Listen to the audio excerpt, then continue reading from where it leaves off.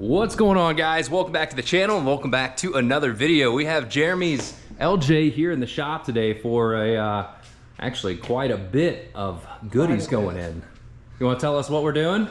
Yeah, so recently I had an issue with the transmission, so we decided, what the heck, might as well yank out the stock transfer case.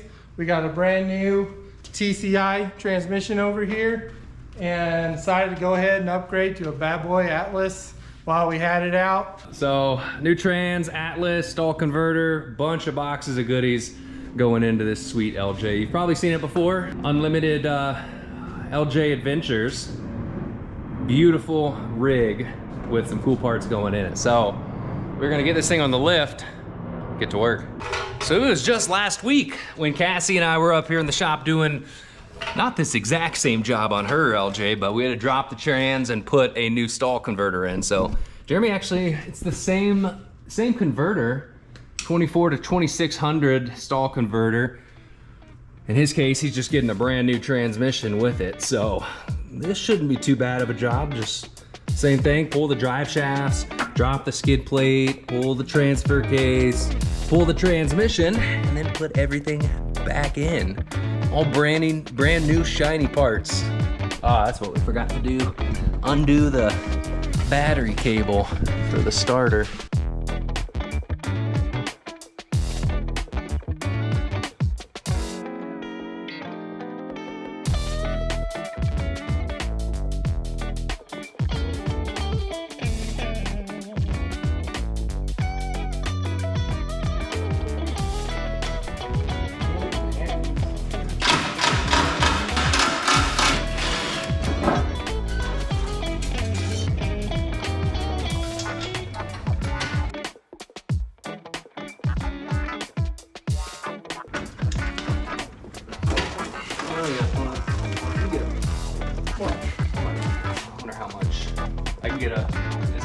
Let me just get a catch pan.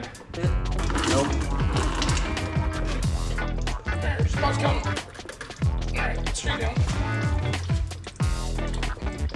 Yeah, you're missing a seal. There's supposed to be there's a seal that goes in there.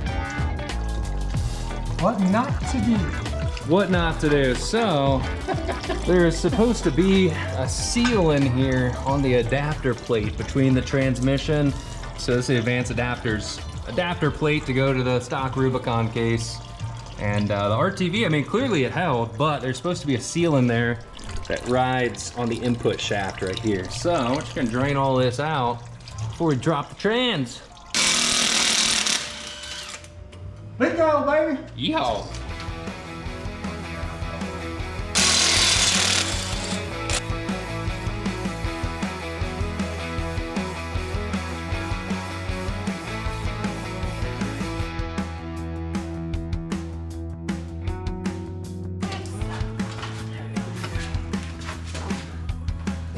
So we have removed the old transfer case, the old transmission, and it's time to start assembling all of the new goodies. So he went with the TCI converter.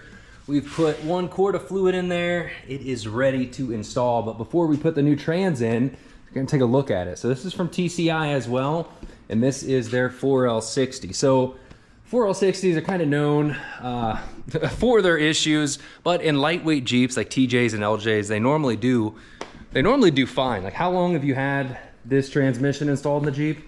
Whole engine swap, I guess. 5, 6 plus years. Yeah, so I mean, that definitely did a good job. And was that new? It was reman? It was reman. Yeah, but, you know, nothing fancy. And going in its place is TCI. It's kind of a built transmission. So they've done some upgrades inside of it. It's brand new, looking good. So before we slap this together, since he is going with an Atlas, I think he went with a 4.3 speed, 4.3 to 1, we have to assemble this advanced adapter together. So first things first, we have to slide this tone ring on, which is for the vehicle speed sensor for the GM computer. And all we do to align that is there's 3 little Allen's set screws. And when we place this adapter on, we look through the little speed sensor port, make sure it's nice and centered in there, and then we're going to tighten down those Allens to set it on the output shaft. So we're gonna assemble that, then put this on with our O-ring on there. And then on the adapter side, this is going to bolt to that flange right there. And this is the critical piece that was missing on the last adapter. So this is the seal that actually gets pressed inside of this adapter right here, so you don't have fluid coming out of the transmission into your transfer case. And that's why the last one was pouring out. So this will sit inside of here. Once we press that in, we're gonna assemble all of these goodies, throw this in the Jeep, and then start working on the Atlas. So Atlases are a fantastic upgrade. They are a little pricey, but they are extremely strong. You can choose your gear ratio. And like Jeremy mentioned earlier, having the option to disengage the front, only do the rear, and vice versa, disengage the rear and have front wheel drive to do front digs and whatnot. Really beneficial off-road, especially in certain scenarios where you need to pivot the front of the Jeep over or you know, pivot the rear end. He is going to have to get new drive shafts made because on this one he went with the flange setup instead of a yoke on the Rubicon case. So that is one thing to think about when upgrading your, well, you got a flange on the rear, yoke on the front. That's just one thing to think about when you go over to an Atlas. There's a lot of different options you can choose. You know, whenever you're building this or have them build it, you can stay with the yoke, you can go with the flange. Just one thing to think about, but typically you do have to swap to an aftermarket drive shaft because the length is going to change a little bit with the Atlas. Having fun? Oh yeah, I love it. I'm so excited. It's gonna be nice. It's gonna be nice with the new stall converter. Yeah. How long's it been down? February. Oh man, it's been a while. Well, I'm gonna. You keep turning her inches. I'm gonna do a little walk around on this thing. So you're running the TerraFlex 60s 1 tons, four link triangulated 4-link rear, 4-link front still. Are these arms in the stock location or is it a mid-arm? Mid-arm. Mid-arm kit. 14-inch travel, Bilstein coilovers, bumps. It's a pretty well-built Jeep running the 40-inch Yokohama G003s. Some really cool Rockman armor, Rockman fenders, Rockman cage, all kinds of goodies. It's a very, very cool Jeep. I always like looking at Jeremy's LJ. It's nice. Got same thing, 14-inch coilovers in the rear. Genrite fuel cell. How many gallons? 23. 23 gallon fuel cell. Sheesh. I bought it, and like 3 months later, they offered a 26 gallon, and I was pissed. And they probably had it available, just not technically in production yet. So they didn't mention it? No, they did not mention it. Oh. I was so mad at it. Well, I mean, 23 gallons still pretty good. It's still The good. factory tank is 19, so you still have a little bit of extra capacity there, but the going up to an even bigger size would be nice.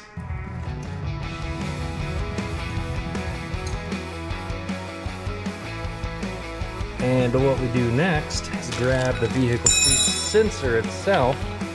And there's 2 plug locations for it. We thread it in until we get like a 10 thousandths air gap between the sensor and the actual tone ring. So I need to go find my feeler gauges so we can set that.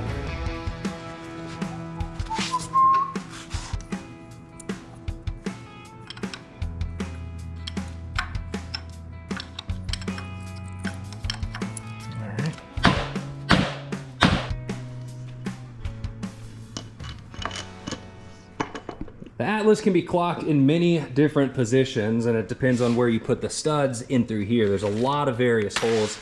So there's a few things we actually need to look out for. Of course, front drive shaft clearance on your transmission. This would be clocked way too low, but you don't want to clock it too high where you have to make transmission tunnel or body modifications. So what I like to do is reference the stock setup. You know, we threw it back in, and as you can tell, it's pretty much parallel with the front output. So what we're gonna do here, the Atlas is a little bit bigger, so we're gonna rotate this up so it's parallel and mark on this hole with the transfer case. That's gonna tell us where to install the studs.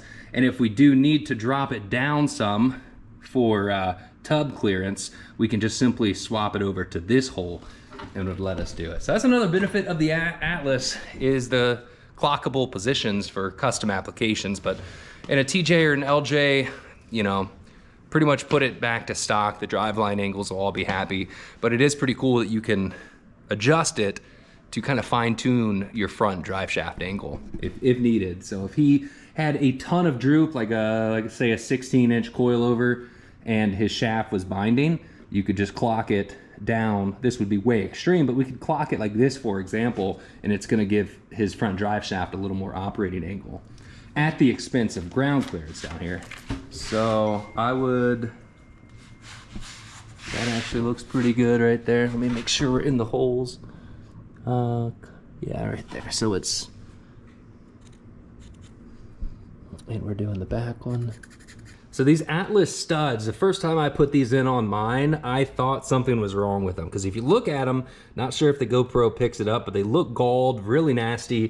And you can literally only get like one thread started in here. And they do that on purpose to prevent these from backing out. It's almost an interference fit.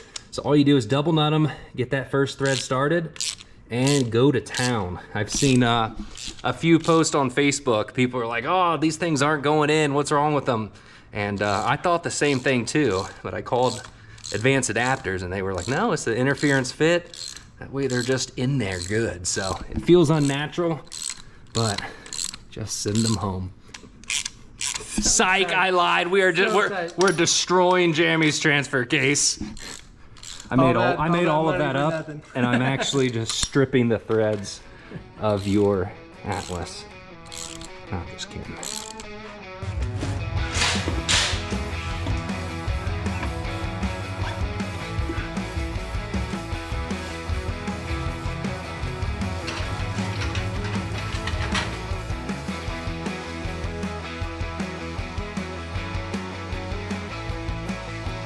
Yes, sir. Got the chrome pan. Transmission is stabbed. Converter's in there. Jeremy's tightening up the bell housing bolts, and we're gonna, you know, put the converter bolts in. But in the meantime, it's time to go ahead and set up the Atlas shift cables. So there's two different kinds. There's the cable shifters, and then there's the actual manual shift linkage. Really depends on your setup and where you plan on coming through the floor. The manual linkage is definitely a lot easier to shift with these things, but the cables just make it a lot easier for packaging and routing. So let's set the camera down.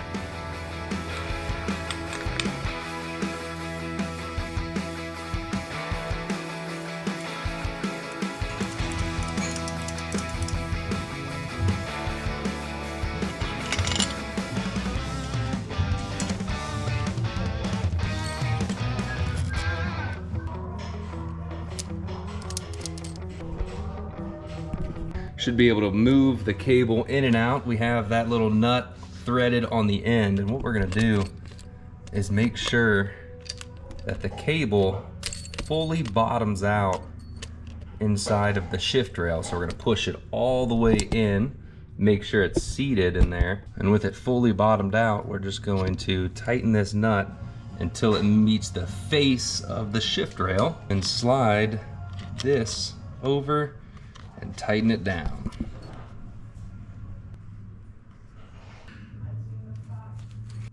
Good one. Once we have these set, go ahead and hammer these shift linkages in to pop it into low range. So when we pop these in low, we want to pull the cable back and start these ones first. So it'll actually look like it's not centered in there, but the instructions are saying that the cable has 1 inch of throw where the Atlas has 0.96. So you actually have to take the slack out of the outer cable and get those started. So it should look something like this. Now we just need to tighten these jam nuts up, and that's all we do on the Atlas side. And before we go ahead and throw this thing in the Jeep, it's gonna be a little bit easier to fill here on the ground. So with these, there's no fill port. You actually have to undo the top of the sight tube and fill it about halfway. Oh, take the cap off the vent. That'll help.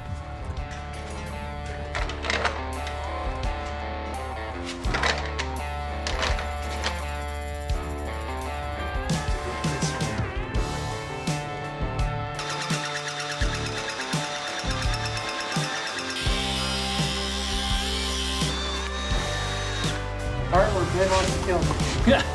Yeah, let's just custom mount, no big deal.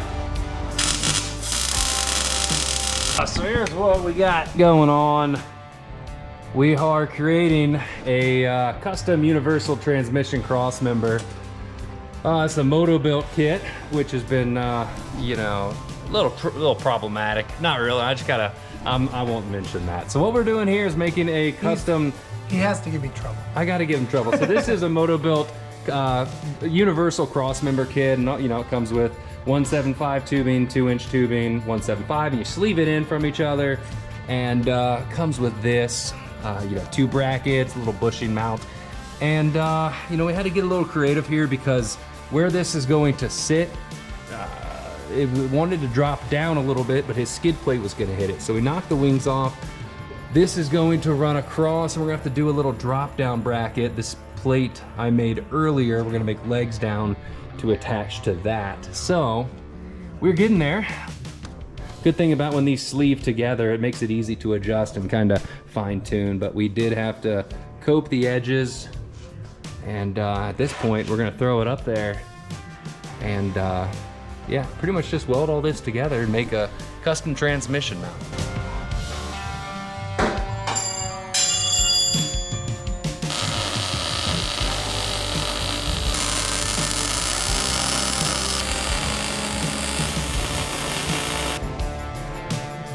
All of the hard work is done. We got the custom cross member completed.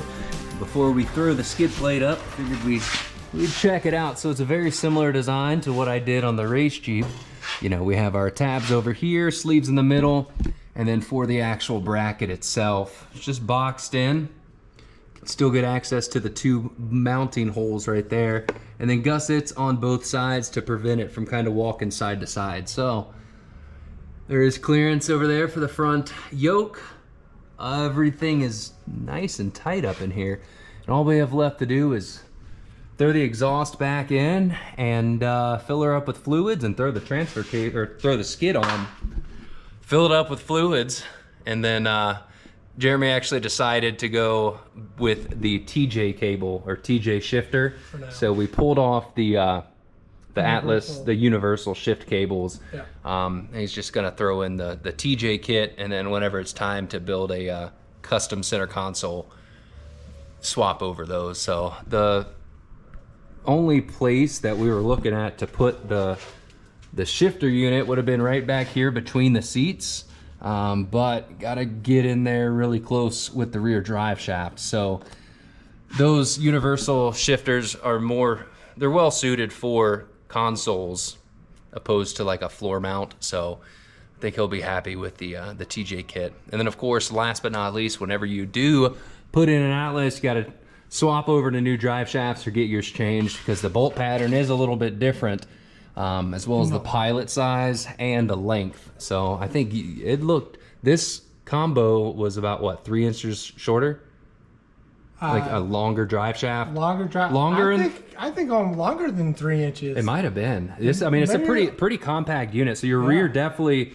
I'm curious to see if the front needs to be longer too. I bet you it does. I bet it does. But either way, you need to extend or change your drive shaft. I was surprised by how much the rear changed. Oh yeah. Actually. If you looking at how compact this is compared to the Rubicon case.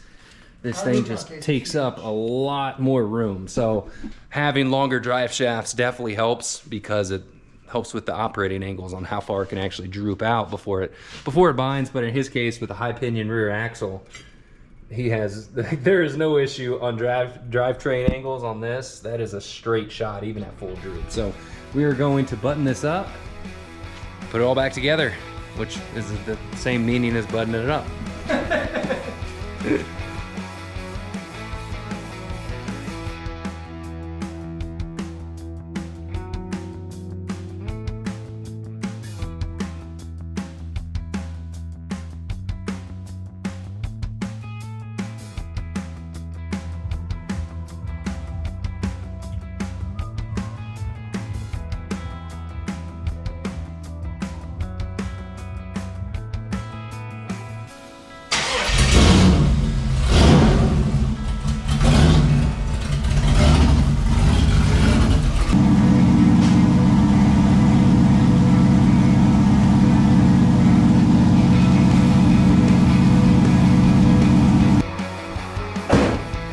just like that, the LJ now has a new transmission, Atlas Transfercase, and all he has left to do is order up a TJ shifter and of course measure and order new drive shafts, and this thing should be ready for the trail. So hopefully get it put back together before I put this video out and go wheeling. When are you going wheeling next? It's a good question. Because people are going to want to see this thing in action. You're going to want to see it in action. So I'm doing wheeling next when we get together and go wheeling next. well, if we don't have it in this video, we will have an upcoming wheeling trip with this new bad boy on the trails. But thanks for watching, guys. Like always, give the video a thumbs up, subscribe to the channel, and as you can tell, you know, installing an Atlas definitely isn't the easiest, but it's not that hard. That is it for this video. See you later.